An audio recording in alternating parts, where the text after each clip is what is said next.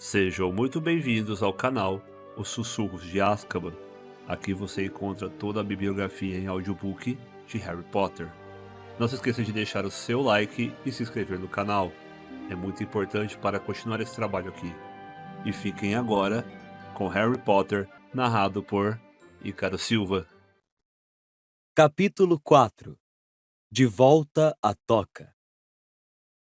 Por volta do meio-dia do dia seguinte, o malão de Harry estava pronto com o seu material escolar e seus pertences mais preciosos: a capa da invisibilidade que ele herdara do pai, a vassoura que ganhara de Sirius e o mapa encantado de Hogwarts, presente de Fred e George Weasley no ano anterior.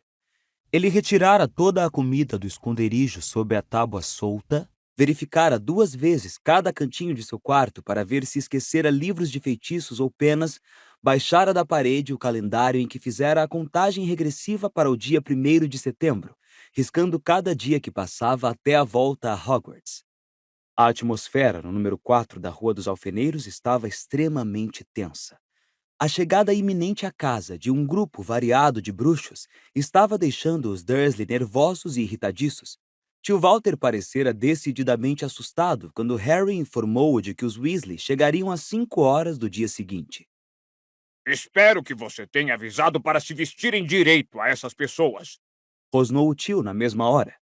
Já vi o tipo de coisa que gente da sua laia usa. É melhor terem a decência de vestir roupas normais. É só. Harry sentiu uma ligeira apreensão. Raramente vira o casal Weasley usar alguma coisa que os Dursley pudessem chamar de normal.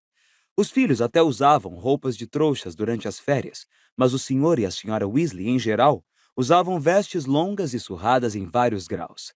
Harry não se incomodava com o que os vizinhos pudessem pensar, mas estava aflito com as grosserias que os Dursley pudessem fazer aos Weasley, se eles realmente correspondessem à péssima ideia que os tios faziam dos bruxos. Tio Walter vestira o melhor terno. Para alguns, isto poderia parecer um gesto de boas-vindas, mas Harry sabia que era porque o tio queria impressionar e intimidar. Duda, por outro lado, parecia ter encolhido. Não era porque a dieta, afinal, estivesse produzindo efeito, mas por medo.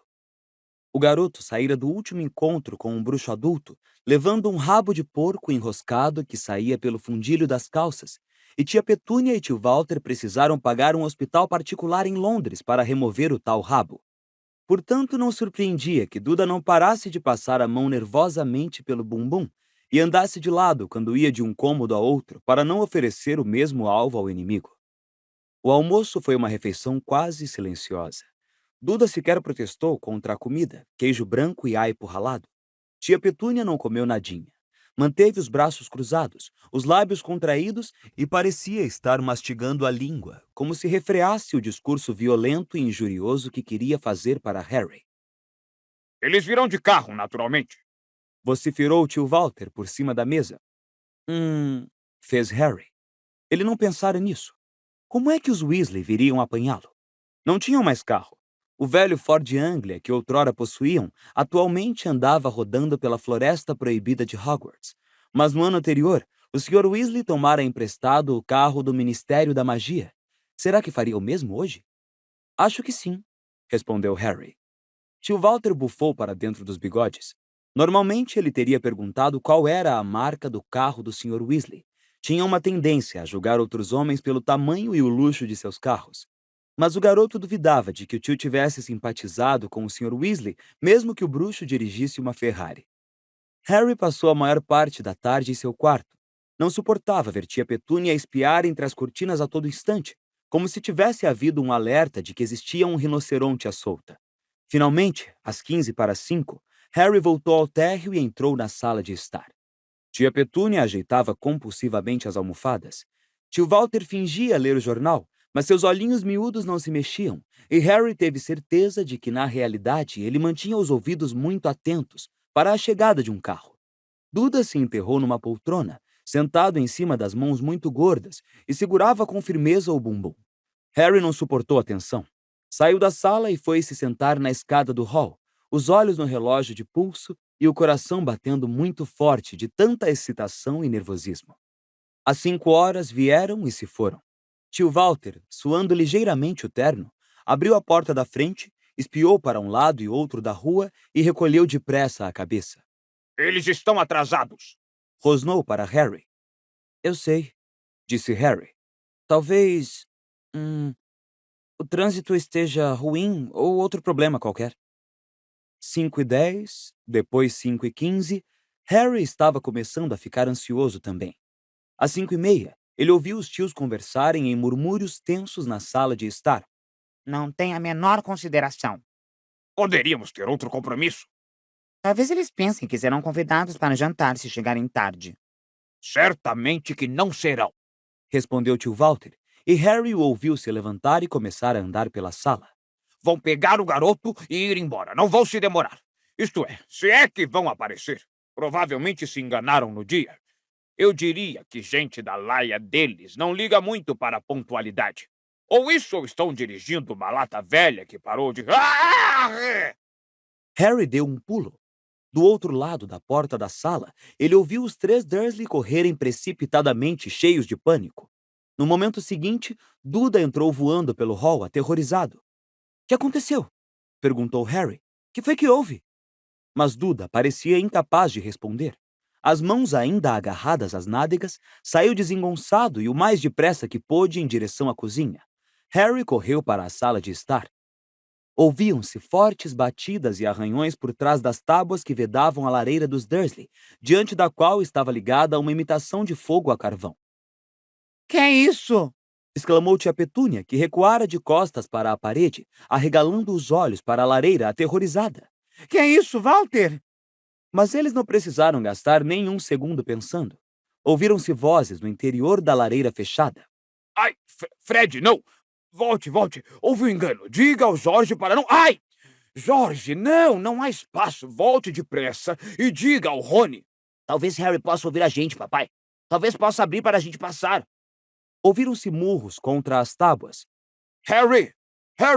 Você está ouvindo a gente? Os Dursley investiram contra Harry como um casal de carcajus furiosos. Que é isso?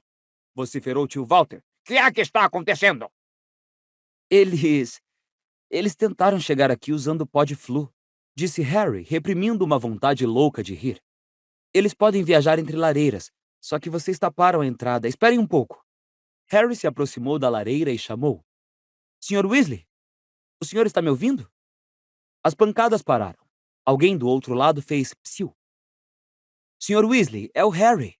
A lareira está bloqueada. O senhor não vai conseguir passar por aí. Droga! Exclamou a voz do Sr. Weasley. Para que foi que eles inventaram de bloquear a lareira? Eles têm um fogo elétrico, explicou Harry. Verdade? Ouviu-se a voz excitada do Sr. Weasley. Eclético, você disse? Com uma tomada? Nossa, eu preciso ver isso. Vamos pensar. Ai, Rony! A voz de Rony agora se juntava à dos outros. O que é que estamos fazendo aqui? Deu alguma coisa errada? Não, Rony. Ouviu-se a voz de Fred, muito sarcástica. Era exatamente aqui que queríamos chegar. É, e estamos nos divertindo de montão, acrescentou Jorge, cuja voz parecia abafada, como se ele estivesse esmagado contra a parede. Meninos, disse o Sr. Weasley vagamente. Estou tentando pensar no que fazer. É o jeito. Afaste-se, Harry. Harry recuou até o sofá. Tio Walter, porém, avançou para a lareira. Espere aí! Berrou para a peça. O que é que você vai fazer exatamente? Bam! O fogo elétrico foi arremessado pela sala, ao mesmo tempo que as tábuas saltavam da lareira, expulsando o Sr. Weasley, Fred, Jorge e Rony em meio a uma nuvem de caliça e fragmentos de madeira. Tia Petúnia berrou e caiu de costas por cima da mesinha de centro. Tio Walter agarrou-a antes que ela batesse no chão e encarou os Weasley boquiaberto, incapaz de falar, todos de cabelos ruivos, inclusive Fred e Jorge, gêmeos idênticos até a última sarda. Agora melhorou, ofegou o Sr. Weasley, espanando a poeira das longas vestes verde e endireitando os óculos. Ah, vocês devem ser a tia e o tio de Harry. Alto, magro e meio careca, o bruxo caminhou em direção ao tio Walter, a mão estendida, mas o homem recuou vários passos, arrastando tia Petúnia. As palavras lhe fugiram totalmente. Seu melhor terno estava coberto de pó branco, que assentara em seus cabelos e bigodes e dava a impressão de que ele acabara de envelhecer 30 anos. Sinto muito, Disse o Sr. Weasley, baixando a mão e olhando por cima do ombro para a lareira destruída. foi minha culpa. Mas não me ocorreu que não poderíamos sair por aqui. Mandei ligar a sua lareira, a rede do Flu, entende? Só por uma tarde, sabe? Para podermos apanhar Harry. Rigorosamente falando, as lareiras dos trouxas não podem ser ligadas. Mas tem um contato útil na comissão de regulamentação do Flu e ele deu um jeitinho. Mas posso consertar tudo em um segundo, não se preocupe. Vou acender o fogo para mandar os garotos de volta. Depois posso refazer sua lareira antes de desaparatar. Harry podia apostar que os Dursley não tinham entendido uma única palavra. Continuavam a boquiabrir-se para o Sr. Weasley, aparvalhados. Tia Petúnia levantou-se com dificuldade e se escondeu atrás do marido. Olá, Harry. Cumprimentou o Sr. Weasley, animado. A mala está pronta? Está lá em cima, respondeu o garoto, retribuindo o sorriso. Vamos buscar, disse Fred na mesma hora. Piscando para Harry, ele e George saíram da sala. Sabiam onde era o quarto de Harry, porque tinham salvado o garoto uma vez no meio da noite. Harry suspeitou que Fred e George estavam querendo dar uma espiada em Duda. Tinham ouvido Harry falar muito do primo. Bom, Disse o Sr. Weasley, agitando levemente os braços enquanto tentava encontrar palavras para quebrar o silêncio mais que desagradável. uma bela casa vocês têm. Como a sala habitualmente impecável estava agora coberta de poeira e caliça, o comentário não foi muito bem recebido pelos Dursley. O rosto do tio Walter ficou mais uma vez púrpura e tia Petúnia recomeçou a mastigar a língua. Porém, eles pareciam demasiado apavorados para conseguir falar alguma coisa. O Sr. Weasley olhou para todos os lados. Adorava tudo que dizia a respeito aos trouxas. Harry via que ele estava doido de vontade de examinar a televisão e o videocassete. Eles funcionam com ecleticidade, não é? Disse, mostrando-se bem informado. Ah, é, estou vendo as tomadas. Eu coleciono tomadas. Acrescentou para o tio Walter. E baterias. Tenho uma enorme coleção de baterias. Minha mulher acha que eu sou maluco, mas o que fazer? Era visível que tio Walter também o achava maluco. Ele avançou um tantinho para a direita, escondendo tia Petúnia, como se achasse que o bruxo poderia de repente avançar e atacá-los. Duda, de repente, reapareceu na sala. Harry ouviu o ruído metálico do malão descendo pelas escadas e concluiu que o barulho havia afugentado Duda da cozinha. O garoto vinha costeando a parede, olhando para o Sr. Weasley com terror nos olhos e depois tentou se esconder atrás da mãe e do pai. Infelizmente, o corpanzil do tio Walter, embora suficiente para esconder a ossuda tia Petúnia, não era bastante grande para esconder também o filho. Ah, esse é o seu primo, não é, Harry? Perguntou o Sr. Weasley, fazendo outra corajosa tentativa de iniciar uma conversa. É, confirmou Harry. É o Duda. Ele e Rony se entreolharam e desviaram depressa os olhos para longe. A tentação de cair na gargalhada era forte demais. Duda ainda segurava o bumbum como se tivesse medo de que ele se soltasse. O Sr. Weasley, porém, parecia sinceramente preocupado com o comportamento estranho do garoto. De fato, pelo tom de voz com que falou a seguir, Harry teve a certeza de que o Sr. Weasley achava que Duda era tão maluco quanto os Dursley achavam que ele era. Só que o Sr. Weasley sentia piedade em vez de medo. Está gostando das férias, Duda? Perguntou bondosamente. Duda choramingou. Harry viu as mãos do primo apertarem com mais força o bumbum maciço. Fred e George voltaram à sala trazendo o malão escolar de Harry. Eles olharam para os lados ao entrar e viram Duda. Seus rostos se abriram em sorrisos malvados idênticos. Certo, disse o Sr. Weasley. Melhor irmos andando, então. Ele arregaçou as mangas das vestes e puxou a varinha. Harry viu os Dursley recuarem contra a parede como se fossem uma pessoa só. Incêndio! Disse o bruxo, apontando a varinha para o buraco na parede. As chamas irromperam na mesma hora na lareira, crepitando alegremente, como se já estivessem acesas há horas. O Sr. Weasley tirou do bolso um saquinho fechado com cordões, desamarrou-o, tirou uma pitada do pó e jogou-o nas chamas, que viraram verde esmeralda e rugiram com mais força do que antes. Pode ir, Fred, disse o Sr. Weasley. Estou indo, respondeu Fred. Ah, não! Espera aí. Um saquinho de balas caiu do bolso de Fred e o conteúdo se espalhou em todas as direções. Grandes caramelos em embalagens muito coloridas. Fred saiu catando os caramelos, guardando-os de volta no bolso, depois deu um adeuzinho animado aos Dursley, adiantou-se e entrou direto nas chamas, dizendo: A toca! Tia Petúnia soltou uma exclamação trêmula. Ouviu-se um barulho de deslocamento de ar e Fred desapareceu. Agora você, Jorge, Disse o Sr. Weasley. leve a mala. Harry ajudou George a carregar a mala até as chamas da lareira e virou-a de ponta para o gêmeo poder segurá-la melhor. Depois, com um segundo deslocamento de ar, George gritara A toca! e desaparecera também. Rony, você é o próximo. Disse o Sr. Weasley.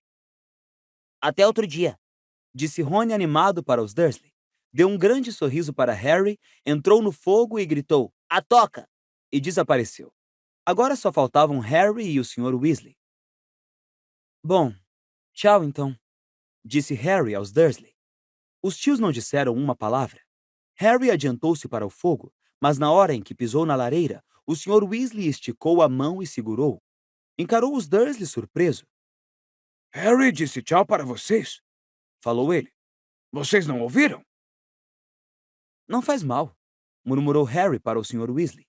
Francamente, eu não me importo. O Sr. Weasley não tirou a mão do ombro de Harry.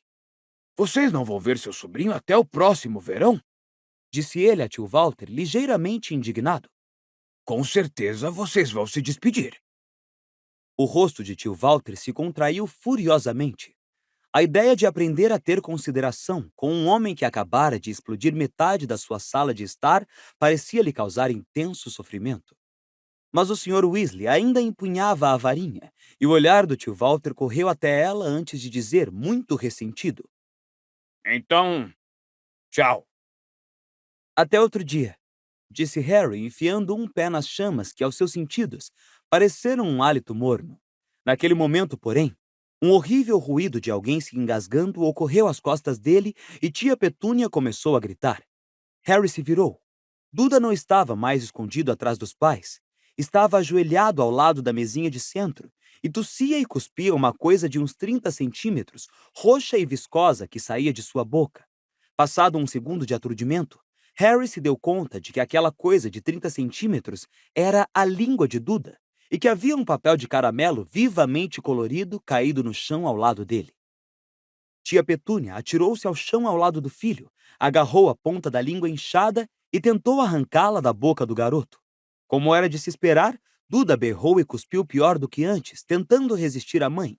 Tio Walter urrava e agitava os braços, e o Sr. Weasley precisou gritar para ser ouvido. Não se preocupem, posso dar um jeito nisso. Gritou ele, avançando para Duda com a varinha estendida. Mas tia Petúnia berrou mais do que antes e se atirou em cima de Duda, protegendo-o do Sr. Weasley. Não, estou falando sério. Disse o Sr. Weasley, desesperado. É um processo simples, foi o caramelo. Meu filho, Fred, gosta de pregar peças, mas é apenas um feitiço de engurgitamento. Pelo menos acho que é. Por favor, posso consertar tudo. Mas longe de se tranquilizarem, os Dursley foram tomados de um pânico ainda maior. Tia Petúnia, soluçando histericamente, puxava a língua de Duda como se estivesse decidida a arrancá-la.